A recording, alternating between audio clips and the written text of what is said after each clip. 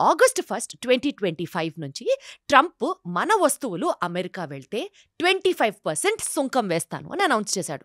ఎందుకంటే మనం రష్యా నుంచి ఆయిల్ అండ్ మిలిటరీ ఆయుధాలు కొంటున్నాం కాబట్టి.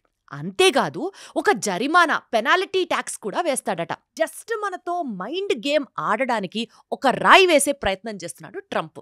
ఇంకా ఇరాన్ నుంచి ఆయిల్ కొన్న 6 మన ఆయిల్ కంపెనీలపై కూడా అమెరికా ఆంక్షలు వేసింది. దీంతో మనం ఒక్కసారిగా షాక్ అయ్యాం. మనం ఒక సమతుల్య ట్రేడ్ డీల్ని ఆశించాం.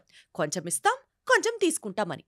రైతులు, చిన్న వ్యాపారస్తులు, ఎంఎస్ఎంఈలను కాపాడాలి అన్నదే మన గోల్. కానీ ట్రంప్ సుంకాలు, పాకిస్తాన్తో డీల్సు, చైనాతో చర్చలు ఇవన్నీ మనకు దెబ్బ మీద దెబ్బ పడేలా చేస్తున్నాయి.